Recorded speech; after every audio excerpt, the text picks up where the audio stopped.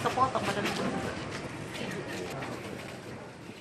Lantaran terlibat aksi perampokan disertai pembunuhan terhadap sopir taksi online Tri Widiantoro setelah hampir 2 bulan lamanya, akhirnya tersangka pelaku TY menyerahkan diri ke Polda Sumsel. Pelaku yang juga tercatat sebagai mahasiswa semester 3 Fakultas Ekonomi Pembangunan Unsri ini menyerahkan diri dengan didampingi orang tuanya pada Sabtu lalu. Diketahui tersangka pelaku TY menyerahkan diri lantaran takut dengan ultimatum yang diberikan Polda Sumsel. TY juga mengaku tidak mengetahui apa yang direncanakan oleh ketiga temannya.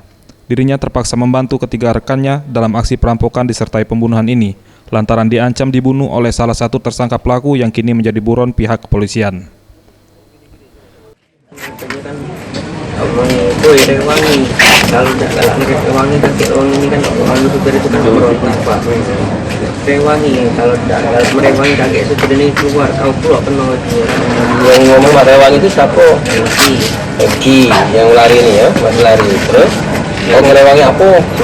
Tangannya. Kau megang tangan, kiri kanan tuh, dua-duanya. Belah kiri Pak. Kiri, tangan kiri. Tangan kanan siapa? Kapolda Sumsel Irjen Pol Zulkarnain Adinegara mengatakan pihaknya telah mengamankan tersangka pelaku TY dan mengapresiasi kepada pihak orang tua pelaku yang telah menyerahkan anaknya kepada pihak berwajib.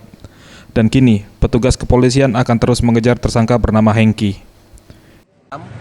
Telah diserahkan ke unit Jatanras, Subdit Jatanras di Krimum Polda Sumatera Selatan oleh orang tuanya karena mereka takut atas statement kita, dan ini bukan hanya statement, saya betul-betul masih satu Hengki kok katanya menantang polisi, ya silakan aja nantang polisi, tapi kalau dia tidak menyerahkan diri, kami sudah tahu posisinya, akan kami sikat betul karena dia kejam pada pada korban.